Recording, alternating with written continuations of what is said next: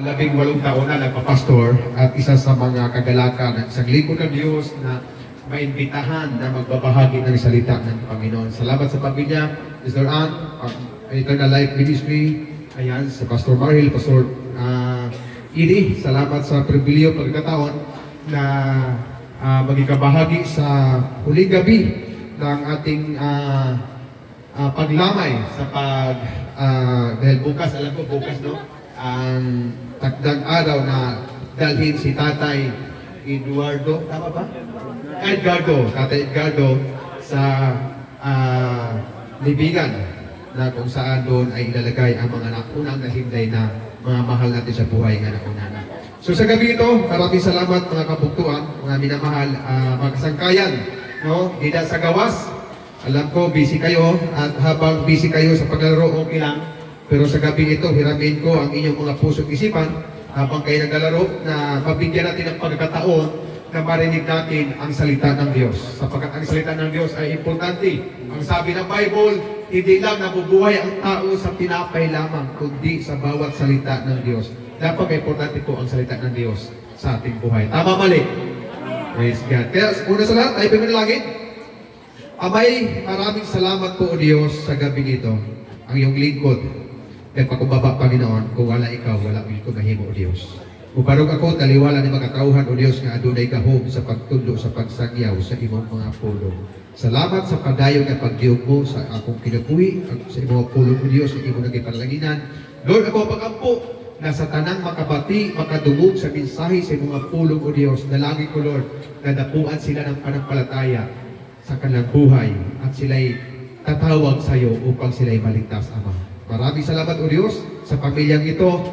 Dalangin ko, Lord, ang patuloy na kalakasan sa kanilang buhay. Bagamat hindi biro o Diyos, hindi biro, Panginoon. Ito'y nasaksihan mo nung ikaw ay nasa mundo pa, Panginoon, kasama ng mga tao.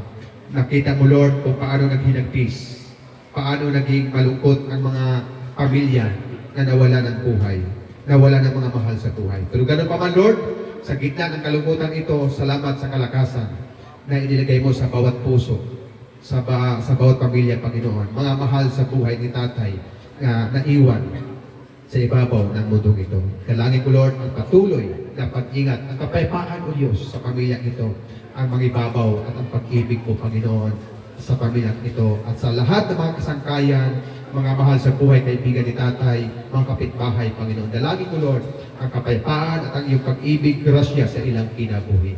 Maraming salamat, O Diyos, sa gabi ito, sa pangalan ni Jesus. Amen. So, minsan pa, no, isang mapagpalang gabi sa ating lahat mga kabuktuan, mga kasangkayan, mga mahal sa buhay. No, kagabi po ay tinalakay ni Pastora na ang salita ng Diyos na kung saan ay dapat natin paghandaan ang kamatayan. No? At ngayon ay susundan ko ang mensahe ito sapagkat ito po ay importante sa buhay ng tao. No? Ang paghahanda sa kamatayan habang buhay pa. No? Tama po ba? Na dapat habang buhay pa tayo ay napaghandaan na natin ang ating kamatayan. No? Kaya po ito ay susundan ko at yun ang ating lalakbayin sa gabi ito ng mga kasangkayan, mga mahal sa buhay. No? Ang ating tema, ang paghahanda sa kamatayan habang buhay pa. Kailan ka maghanda sa kamatayan? Nung ikaw ay may gininhawa pa, may hininga pa. Papaano paghandaan ng kamatayan? Papaano paghandaan ng kamatayan? Kanina nakita ko sa tarpaulin, nakalagay doon ay St. Peter. So ibig sabihin, nakakuha si Tatay ng programa sa St. Peter. Ako man ay meron din. Hindi ko promote ang St. Peter, pero ang St. Peter kasi is, ano siya eh, nationwide. Diba? Mayroon pang programa siya na 5 years, manibak. Diba?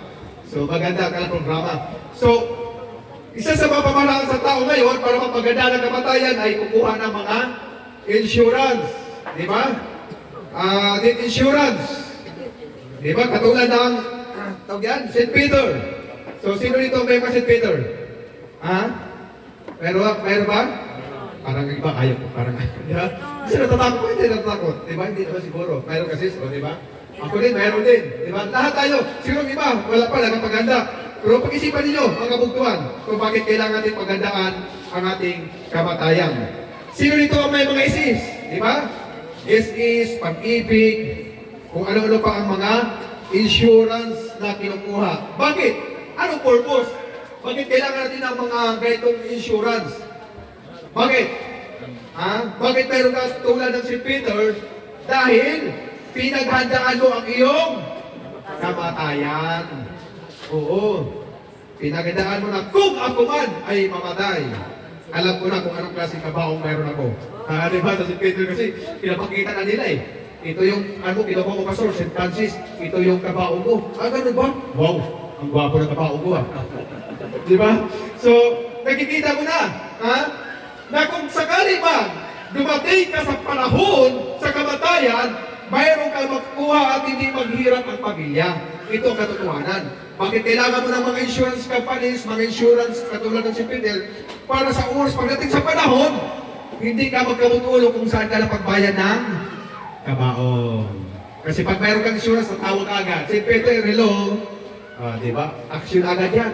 Diba? Bakit? Kasi mayroon kang insurance sa St. Peter. So, naalala ko yung St. Peter na isang matanda. Sabi sa akin, alam mo, Pastor? Matanda na eh. Pag ako ang namatay, walang problema ang aking mga pamilya. Hindi magkamot ng ulo kung saan ang tira pambayad sa kabaong. Sabi ko, bakit ay? Sapagkat ako ay mayroong St. Peter. Mayroong mga dami insurance, mayroon siyang Cebuana. Kasi may Cebuana eh, di ba? Mayroon siyang Palawan. Kung ano-ano mga insurance. Mayroon pa insurance na basta madaming pinanggit niya na insurance na pinasukan niya. Doon niya iniilan yung kanyang mga pira. Para lang, rason niya, na pagdating sa panahon, Pastor, pag ako'y namatay, yung mga anak ko hindi mag-aaway kung saan kukuha ng pampalibig, pangkabaong, di ba? So, grabe. Sabi ko, wow, ang ganda, ang galing ni tatay. So, natutuwa ko sa kanyang kwento na lahat binanggit niya ng mga insurance para ang dahilan para hindi mahirapan ang kanyang pamilya. So, ibig sabihin, pinaghandaan na ni tatay. Pinaghandaan na ni tatay. Kung ako ay mamatay, hindi magkaroon ng problema ang aking pamilya. Alam mo niyo, yung ginawa ni tatay, hindi lang practical, kundi biblical. Tama ba? Practical yung ginawa niya? Tama. Kaysa yung pira mo kung saan lang nakarating. Di ba? Invest mo na. Di ba? Tama. Ito na maganda. Ito ang nasabi ni Haring Solomon sa mga ngaral. Hindi si Pastor Solomon ang sumulat, kundi si Haring Solomon, anak ni Haring David. Ayan. Sa mga ngaral, Kapitulo 7, versikulo 4. Babasahin ko. Kung may Biblia kayo, take note ninyo. Mga ngaral, Kapitulo 7, versikulo 4. Mangmang, sabi ni Haring Solomon, mangmang ang isang taong nag-iisip ng kasayahan. Ngunit, matalino ang isang taong naghahanda para sa kanyang kamatayan.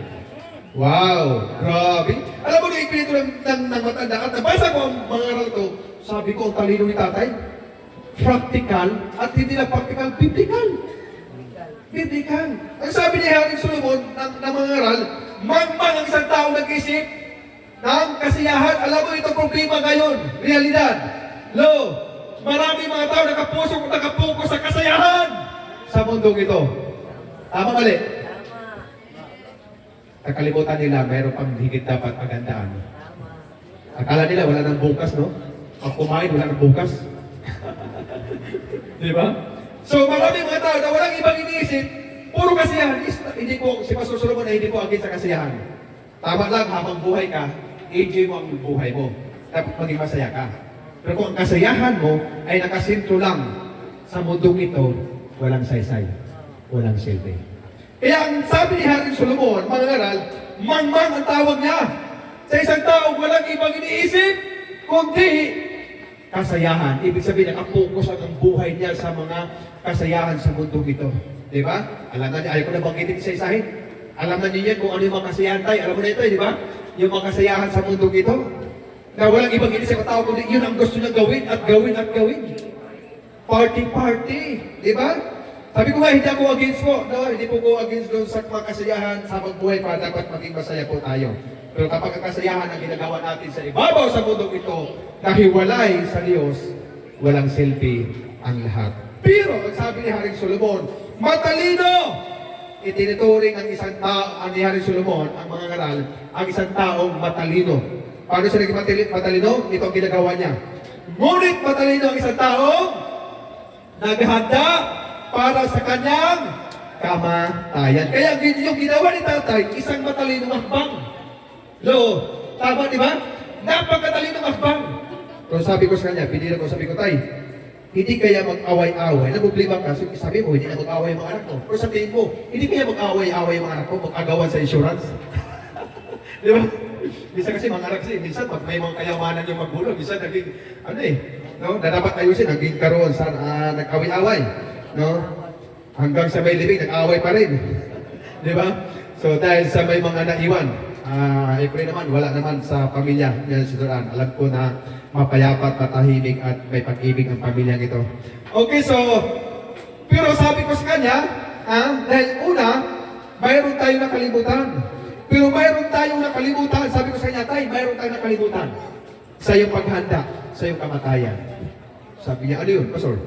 Sabi ko sa kanya, mayroon ka nakalimutan na paghandaan ang kamatayan, ang paghaharap mo sa Panginoon.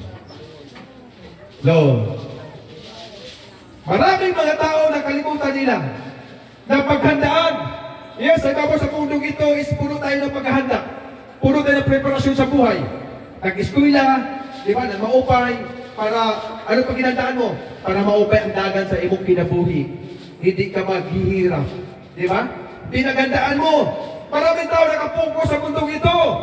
Nagtatrabaho, nagninegosyo, hindi po masama. Magtrabaho, hindi magnegosyo, hindi po masama. Pero kung nakapokus ng buhay mo doon sa pagnegosyo, pagtrabaho, nakalimutan mo na mayroong Diyos na nagbibigay sa iyo ng lakas at hininga. Yun ang malaking problema mo. So on. Amen? Sabi ko sa kanya, sa matanda, alam mo tayo, mayroon ka nakalimutan. Ang paghandaan ang iyong kamatayan. Kasi ang ginanda niya, yung siya mamatay. Pero hindi niya napagandaan na kapag siya namatay, aharap ka sa Panginoon. Kaya pinalaan ni Propeta Amos ang bayan ng Israel. Anong sabi ni Propeta Amos sa bayan ng Israel? Ang sabi niya sa Amos 4:12 o Amos 4:12, ito ang sabi niya, mga taga-Israel, gagawin ko to sa inyo. Ano sabi ni Amos? Ano sabi ng Diyos? Kaya humanda kayo. Sabi ni Propeta Amos, humanda kayo. Humarap sa inyong Diyos. Sabi mo sa katabi, humanda ka sa pagharap mo sa iyong Diyos.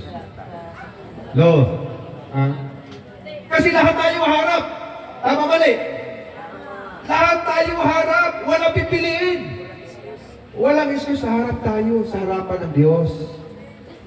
No? Sa hukuman. Pero alam mo, mamaya pakita ko sa inyo kung kapag ikaw ay nagkakristo, hindi ka harap sa hukuman para pupunta sa impyerno. Kapag ikaw ay mayroong Diyos, aharap ka sa Diyos para tatanggap ng reward. Pagkakaiba. Pero mamaya, pag-usapan natin mamaya. So, ano sabi ni Propeta Amos? Kaya humanda kayong humarap sa inyong Diyos. Amen? Bakit? Sapagkat lahat tayo ay itinakda na minsan, sabi ng Hebreo. Ano sabi ng Hebreo? 9:27. Itinakda na sa mga tao na minsan lamang mamatay. At pagkatapos ayan, paghuhukom, judgment. Pagkatapos natin mamatay, sabi ng Hebrews, na pagkatapos natin mamatay, wala nang kasunod. Amen. Wala nang kasunod. Pagkatapos ng tao mamatay, kundi judgment na. Aharap ka sa hukuman ng Diyos. Na dapat yan ang ating paghandaan. Pinaka-importante na hindi binigyan ng pagpansin ng tao sa mga panahon na yon. Nakalimutan nila, akala nila na pag namatay na ako, wala nang problema sa mundong ito. Yes, sa mundong ito, wala nang problema. Pero sa Diyos, ang malaking problema harapin mo. Kung ikaw ay wala kay Kristo. Amen.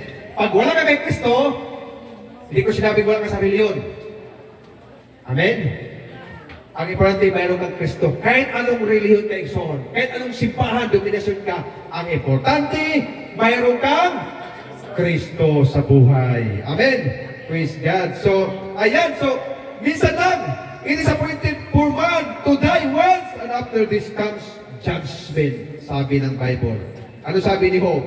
Si Job ay isang matalinong manunulat. Ang sabi ni Job, kabanatang 14, talatang 5.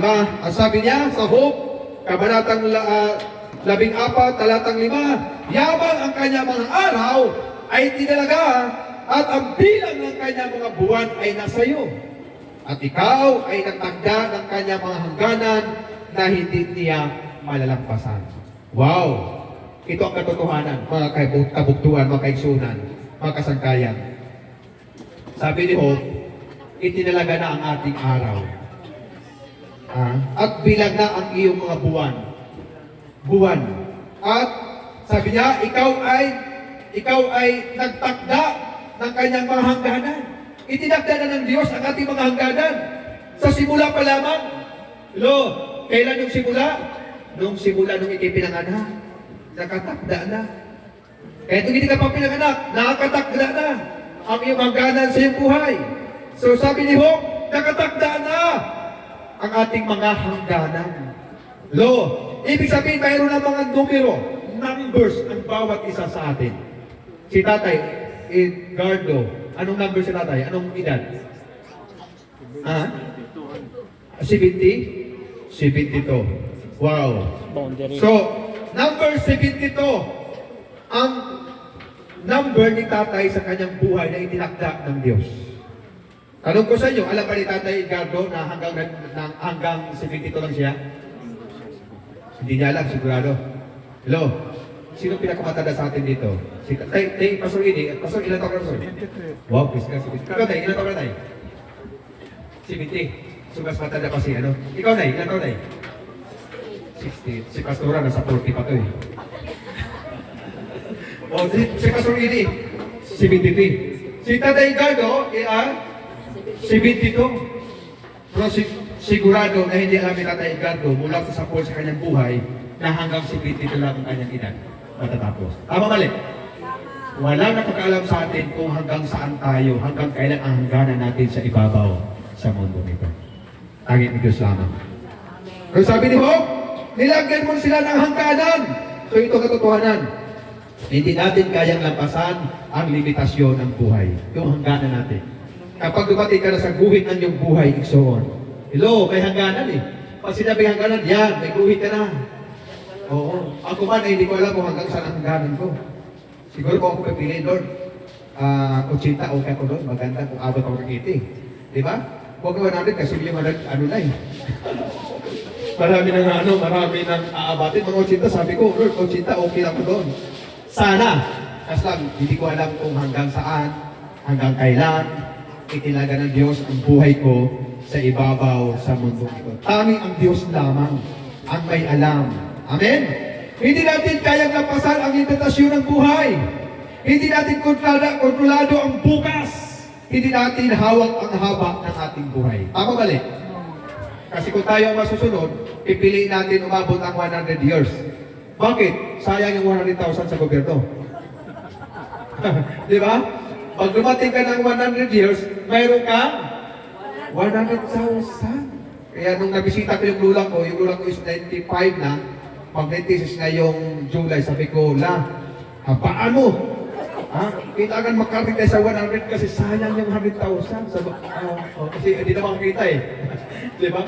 Kung tayo lang masusunod. Kasi lang hindi. May Diyos. Kailan lang, habang binalitan ni Pastor Paul sa akin, Pastor, pwede kang ma-invite, ikaw mag-speak sa ganito. Sabi ko, si Pastor, may maya tumawag sa akin isang kaibigan, Pastor. Pastor Salomon, kilala mo si, brother, ano pangalan mo? Jason. Brother Jason. Galing sa Bible School, galing sa mission. Nakilala ito yan. Yung galing nag-aral doon. Jason. Si Jason. Mga 36 pala ito. Mga 30, bata pa. Oo. Sabi, hindi Pastor, wala na. Ganun ba? Bata ba yun? Sabi ko, huling nakita ko, malakas yun eh. Oo, dapat Parang lang. katawan, malusog. So, ito katotohanan. Ang kamatayan ay walang pinipili. Tanda natin, ang kamatayan ay walang pinipili. May sakit ka man o wala. Tama mali? Kapag dumating si Mr. Kamatayan, mangatok sa pintuan ng iyong buhay. Kahit pa malakas ang iyong katawan. Maraming mga tao namatay, natutulog lang. Tama mali? May kamag-anak ako, kumakain sa pamilya, pagtayo, uminom tubig, bumagsak patay. Malakas pa, bata pa sa akin. 40 plus pa lang. O, diba? So, wala pinipili. Kapag dumating ka sa hangganan ng iyong buhay, ang problema hindi ko lang alam Kung anong araw, anong oras, anong taon, darating ka sa hangganan ng iyong buhay. Ito ang katotohanan. So, real check tayo. Ang pira, lakas at talino, lahat mayroong hangganan. Amen? Amen. Ang lahat ng ito ay mayroong hangganan. Kahit ang pinakamatagumpay na tao ay hindi makakaiwas sa katapusan. Yung mga mayaman, matagumpay. Di ba? Hindi kayang lampasan yung, hindi na kayang maiwasan yung salitang kamatayan. No! Kahit gaano ka bang barko-barko pang pira, kahit ilang maliit ang pira mo ngayon. Di ba? Oh. Nag-viral si ano, yung congressman. Di ba? Kahit ilang kwarta, ilang sako ang kwarta mo, hindi kayang tugtungan ang hangganan ng iyong buhay. Amen? Hindi kaya. Sino bang pinakamayaman dito sa Pilipinas na negosyante na kilala natin? Number one, sa panahon niya, si Enrique. Di ba? Mayaman. Hindi kaya. Fernando po. Diba? Ang dami mga mayaman. Hindi kaya dahil pag dumating ka sa panahon at oras ng iyong buhay, so may sakit ka man o sa wala, pag dumating ka at mangatok sa'yo si Mr. Kamatayan sa pintuan ng iyong buhay, wala ka magawa. Ang tanging gawa mo lamang ay paghandaan mo. At kung dumating man si Mr. Kamatayan, mangatok, lo, handa ka na humarap sa iyong Diyos. Amen? Amen. So ano sabi sa David? 139 verse 16. Awit, 139 verse 16. Ako'y iyong nakita na hindi pa man isinilang. Itong sabi ni Salmista David, ha? Ako'y iyong nakita na hindi pa man isinilang. Batid mo kung ilang taon ang haba ng aking buhay. Pagkat ito'y nakatitik sa aklat mo na talaan, matagal ng balangkas mong ikaw lamang ang may alam. Wow! Grabe. Ano sabi ni David? Ako'y nakita na, hindi pa tayo pinanganak. Nakita na tayo ng Diyos. At alam na ng Diyos, ikaw, Pastor Solomon, 100 years, kasi sayang yung 100,000 sa gobyerno. Nakita na tayo ng Panginoon. Alam na kung hanggang saan sabi nila, nakatitik, ibig sabihin nakasulat, diba? Nakasulat na sa talaan ng buhay. Di ba? Alam na, nasa libro na ang numero, numbers ng buhay mo. Kaya si Kuya Edgardo, hindi po aksidente ang number na mayroon siya. Amen. Maniwala kayo. Walang aksidente sa numero sa buhay mo. Dahil ang Biblia mismo ang nagsabi. Kaya nung dumating si Tatay Edgardo sa 71, ang tawag doon, bingo! Hello? Pagdating ka sa number 71, bingo! Ikaw, alam mo ba kung kailan ka mabingo? Ha? Tingnan mo yung palat mo, baka nakasulat. Ha? Hindi pinayagan ng Diyos na malaman natin. Hindi niya pinayagan na malaman kasi kahit si Haring David, nakiusap, Lord, baka pwede malaman kung hanggang saan, hanggang kailan ang buhay ko sa mundong ito. Gusto niya mapagandaan, gusto niya malaman. Hindi pinayagan ni Lord kasi kung ipaalam ni Lord sa atin, baka baka hindi mo makalimutan, laging tayaan sa luto. Tatayaan mo ito na numbers. Di ba? Hindi pinayagan ng Diyos na malaman mo. Tanging ang Diyos lamang ang nakakalam sa numero na mayroon ka ikson. Amen? Ito ang katotohanan. At ang sabi ni David, hindi pa ako pinanganak. Hello? Wala ka pa sa ibabaw sa mundong ito. Nakita ka na ng Diyos. Alam ng Diyos ano ang oras at hangganan ng iyong buhay. Pagkat ito'y nakatitik na sa aklat mo na talaan, matagal ng balangkas kung ikaw lamang ang may alam. So, ang Diyos lang ang may alam. Hello? Hindi natin alam. Meron akong binisita. Magkasama tanda. Yung may sakit, inalagaan. Yung walang sakit, yun ang namatay. Yung asawa na may sakit, hanggang ngayon, buhay pa. Yung asawa halos hindi na hirap na maglakad, inihingal. Yung asawa tuloy na malusog, malakas, yun ang nakasikaso araw-araw. Kalungkot ako dahil last nag-birthday siya noong December, ako ang nag-imbita na mag-message, no? Nag-mensahe. Sabi ko, grabe, no? Oo. Yung asawa tuloy na, akala mo, mauna na, kasi bulati na lang ang hindi nakapirma. Di ba? Pero ngayon, malakas pa. Di ba? Why? Sapagkat hindi pa niya hindi pa yung kanyang takdang oras. Sa pansin niyo, may mga aksidente nga, mga imposible, buhay pa rin. Nasa kasaan, pero buhay pa rin. Di ba? Kasi hindi pa yung oras niya eh. Hindi po yung tsamba. Hindi pa niya oras yun. Hindi pa siya dumating sa kanyang hangganan. Pero may mga tao na tutulong lang, hindi nagising, dumating na sa kanyang hangganan. So, lahat ng araw natin, mga kabuktuhan, kasangkayan, lahat ng araw natin ay nakasulat na bago pa tayo ipanganak. Ito ang katotohanan. Amen? Naisulat na bago pa tayo ipanganak. Naalala niyo ang isang kwento, no? Daraanan ko lang ang kwento ni Lazaro. No? Naalala ba niyo ang kwento ni Lazaro at ng mayaman kung paano nilang iginugol ang kanilang buhay dito habang sila'y nabubuhay pa sa lupa. Diba? Maaari siguro narinig na ninyo sa nakarang gabi na may nagmensahe na. Pero balikan ko lang ng kunti kung paano nila ginugol ang buhay nila sa ibabaw ng lupa nito. Ang sabi ng Biblia, pag binasa natin yung Lucas 16, versikulo 19-21, na kung saan ang isang pulubi ay nagdanas ng kahirapan sa ibabaw sa mundo ito, wala siyang ibang makain kundi yung pagkain na nahulog lang sa hapag sa labisan ng mayaman.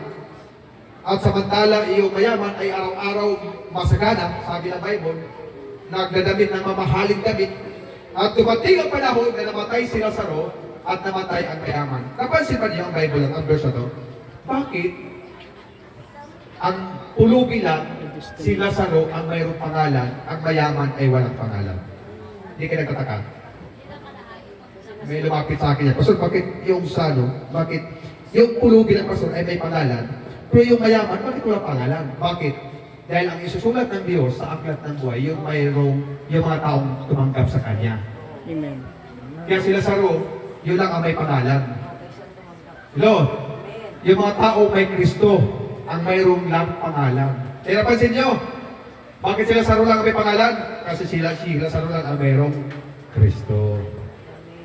Oo. Si Lazaro lang ang may Kristo, kay Panginoon sa buhay.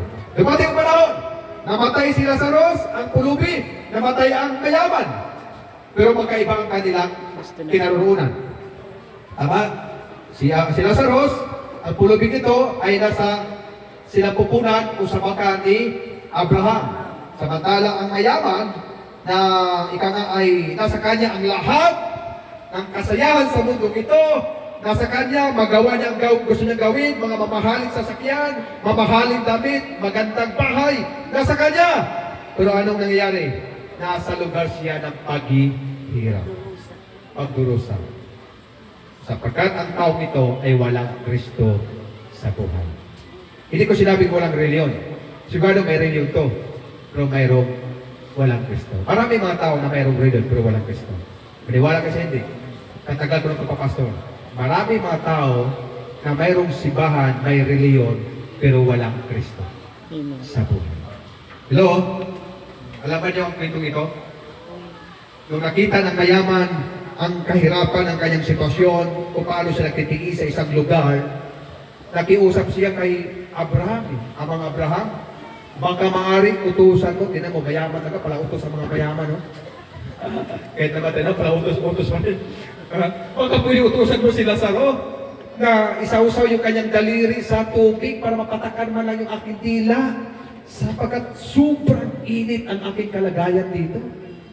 Pero sabi ni Abraham, anak, hanggang dyan ay hindi pwedeng makapunta dyan. Andyan, hindi mapunta dito at andito, hindi mapunta dyan. Hindi pwede. Pangalawang pag-iusap niya. Pangalawang pag-iusap ng mayamang ito, na utusan si Lazaro na bumalik para ikwento ang pangyayari kung saan siya ngayon. Sabi niya, mga baka pwede, utusan mo si Lazaro upang pagsabihan yung aking mga 5 kapatid. Meron siyang 5 kapatid katulad niya, walang Kristo. Walang panahon kay Kristo. Hello? At ang sabi ng mayaman nito, baka pwede, si Lazaro ay utusan ko para puntahan yung tahanan ng aking tatay sapagkat meron akong 5 kapatid. Ayaw niya mapunta sa isang lugar na kanya napupuntahan. Kaya sa Bible, Yung patay ang nanalangin, nangamuyo sa Bisaya pa. Ang patay ang nangamuyo sa mga buhi. No? Ang patay ang nagdasal, nanalangin ni Abraham, kung pwede. Pero ano sabi ni Abraham? Hindi pwede anak. Nandoon na ang kasulatan ni Moises. Nandoon na ang mga propeta. Nandoon na ang mga pastor. Nandoon na ang mga evangelist. Mga missionary na nagpapahayag sa kanyang salita. Nandoon na. Nasa kanila kung makinig o hindi. Kaya mga kabugtuhan sa gabi ito, sayang kapag hindi mo pinapakinggan ang salita ng Diyos sa gabi ito. Sabi ko sa inyo, napaka-importante po sa gabi ito ang salita ng Diyos. Naway napuan tayo ng pananampalataya sa gabi ito, no, habang tayo ay nakikinig sa salita ng Panginoon. Nabigyan natin ng isang malaking pagkakataon sapagkat hindi natin alam ang bukas ng ating buhay. Ang tanong, insured ka na ba after ng iyong kamatayan? Insured ka na ba pagkatapos na ikaw ay mamatay? Ano yung katabi mo? Insured ka na ba? Tapos sa iyong kamatayan? Insured na. No. So, may isang tanong, Pastor, paano ba maligtas? Paano ba maligtas? Mga igsoon, kabuktuhan, kasangkayan, ang kaligtasan po ay hindi sa pamagitan ng simbahan at reliyon. Ang kaligtasan ay wala sa reliyon. Ito ang katotohanan. Ang kaligtasan ay wala sa simbahan. Ang trabaho lang ng reliyon at simbahan ay magturo sa atin na mamuhay kay Kristo. Ang trabaho ng simbahan, reliyon ay turuan tayo na maglingkod kay Kristo. Tanggapin si Kristo. Kaya kami, nandito kami, hindi para ibida ang aming simbahan at reliyon. Kundi walang iba, kundi si Kristo lamang. Sapagkat si Kristo ang paraan para tayo ay maligtas. Ang sabi ng Bible, tingnan natin ang Bible, Matthew 7:21. Mayroon pa akong dalawang course lang, no? Dalawang course lang ako sa 6, malapit matapos ako. Matthew 7:21. Hindi lahat ng tumatawag sa akin, Panginoon, Panginoon, tandaan nyo, ay papasok sa karya ng langit, kundi ang mga taong sumusunod sa kalooban ng aking Ama nasa langit. Hindi lahat tumatawag. Ibig sabihin, itong mga taong ito, may simbahan wala? Mayroon. May reliyon wala? Mayroon. Mayroon mga simbahan, mayroon mga reliyon, pero ano sabi ni Jesus? Hindi lahat na tumatawag sa akin, Panginoon, Panginoon, ay papasok sa karya ng langit, kundi ang mga taong sumusunod sa kalooban ng aking Amang nasa langit. Mga igsoon, itong katotohanan. Hindi sapat na may simbahan ka. Hindi sapat na mayroon kang reliyon kung wala kang Kristo, sabi ko nga.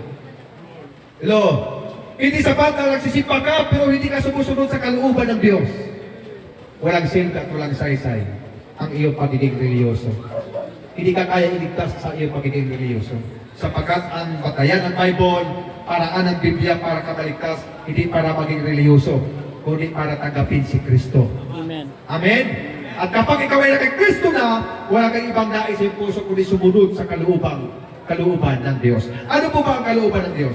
Ano ba yung kalooban ng kanyang Amang nasa langit na binanggit ni Jesus sa Mateo 7:21? Anong sabi ni Jesus? No? Ano yung kalooban ng Diyos? Na sinabi ng Diyos, na sinabi ni Jesus? Juan 6:40. Tingnan natin ang Juan 6:40. Sapagkat ito ang kalooban ng aking Ama. Kalooban. Sapagkat ito ang kalooban ng aking Ama. Ang lahat ng kumikilala at sumpataya sa anak ay magkaroon ng buhay na walang hanggan. Hello? Ano ang kalooban ng Ama? Ang lahat ng kumikilala at sumpataya sa anak. Sino yung anak na tinutukoy ng Bible? Si Kristo. Sa baba. Kumusta kayo dyan? Ayan, umulan-ulan pala. Ayan. So walang ibang tinutukoy ang Biblia na sinabi ni Jesus sa Matthew 7:21. Hindi lahat na tumatawag sa akin, Panginoon, Panginoon, na makapasok sa kanyang kariyan, sa kariyan ng Diyos. Kaya, maraming mga tao, alam nila ang salitang Panginoon. Tama? Walang tao na hindi nila alam ang salitang Panginoon. Pero useless ang lahat kung hindi naman sumpalataya kay Kristo. Dahil ang kalooban ng Ama na binanggit ng Panginoon na hindi makapasok sa kanyang kaharian, sabi niya, maliban kundi ang mga taong sumusunod lamang sa kalooban ng aking Ama na sa langit. At ang kalooban ng Ama na sa langit, ang sabi ni Jesus sa Juan 6:40, sapagkat ito ang kalooban ng aking Ama. Malinaw po kung ano ang kalooban ng kanyang Ama. Ang lahat na kumikilala at sumpataya sa anak ay magkaroon ng buhay na walang hanggan. Ang kalooban ng Diyos ay kumikilala tayo, kasampalataya tayo sa kanyang anak, hello, na si Jesus. At alam mo ang kakaganda nito? Kapag sumpataya tayo kay Kristo, kumikilala, tumanggap at sumpataya kay Kristo, anong sabi ng Bible? Anong sabi niya? Siya ay magkaroon ng buhay na wala. Ang buhay na walang hanggan ay wala sa simbahan. Hello? Ang buhay na walang hanggan ay wala sa reliyon. Ang buhay na walang hanggan ay na kay Kristo lamang. Ito po ang katotohanan. Ikson, kahit anong simbahan ka ngayon, reliyon, ang mahalaga, sabi ko, ang mahalaga ay mayroon kang Kristo sa iyong buhay. Amen? Sabi ko, ang trabaho ng reliyon ay turuan tayo. Ang trabaho ng simbahan ay turuan tayo, ang pastor, o ano pa mga pare o ministro. Ang trabaho namin ay pangaral at turuan tayo mamuhay sa kalooban ng Diyos. At ang kalooban ng Diyos, malinaw kung ano ang kalooban ng Diyos. Ilaga natin, kilalanin, at sampalatayanan ang anak, walang iba kundi ating Panginoong Jesucristo. At tayo ay magkaroon ng buhay na walang hanggan. At hindi lang tayo magkaroon ng buhay na walang hanggan. Ito pa yung huli. Nasa sabi niya, at sila'y muli kong bubuhay sa huling araw. Alam ba niyo kung sino yung mga bubuhay ng Diyos sa huling araw? Yung mga taong tumanggap lamang at sumpataya kay Kristo. Hello? Sila'y bubuhay sa huling araw. Ito yung natawag natin na second coming of Christ, na inaantay ng mga tao ang pagbabalik ng ating Panginoon. At yung mga taong nauna na namatay, sila ay bubuhay, sabi ng Biblia. Bubuhay sila sa huling araw. Hindi lahat na namatay ay bubuhay. Take note, hindi lahat na namatay ay bubuhay. Sino na yung bubuhay? Mga nangamatay na? Ang bubuhay? Yung mga sumpataya, yes. Yung mga taong tumanggap, kumikilala, at sumpataya kay Kristo, sila lamang ang bubuhay sa huling araw. Palakpakan mo yung sarili, praise the Lord, hallelujah. Amen? Kaya, ang kamatayan, sabi na po si Pablo, ay hindi kapildihan, kundi kanaugan. Amen? Kasi alam ni Pablo, na sa huling araw, babangon ka rin, bubuhayin ka ng Panginoon ka pa rin. Wow! Pangako ng Diyos yan. Sa mga tao, sino pinapangagawa ng Panginoon? Yung mga tao, kumikilala sa Panginoong Isus, tumanggap at sumpataya sa ating Panginoong Hesus Kristo. Palapakan natin muli ang Panginoon. Praise the Lord. Hallelujah. Ano sabi ng Bible? Gawang 4:12. Sa Kanya lamang matatagpuan ang kaligtasan. Oh, ano sabi niya? Sa Kanya lamang matatagpuan ang kaligtasan, sapagkat walang ibang pangalan ng sinumang tao sa buong mundo na ibinigay ng Diyos sa mga tao upang tayo ay maligtas. Sino? Si Kristo lamang. Hindi reliyon ang ibinigay ng Diyos para tayo maligtas. Tama mali? Hindi po reliyon ang ibinigay ng Diyos para ikaw ay maligtas, kundi si Kristo ang ibinigay. Wala, sabi niya, sa Kanya lamang matagpuan ang kaligtasan, sapagkat wala nang ibang pangalan ng sinumang tao sa buong mundo na ibinigay ng Diyos sa mga tao upang tayo ay maligtas. Sasabihin ko sa inyo mga kapatid, kaya sasabihin ko sa inyo, ito lagi ko binabanggit ito, sa inyo lang po mag-share, na ang kasalanan, hindi ang kasalanan ang makapag-impyerno sa tao. Hindi kasalanan ang makapag-impyerno sa tao, kundi ang makapag-impyerno sa tao ang pagtanggi mo kay Kristo. Amen?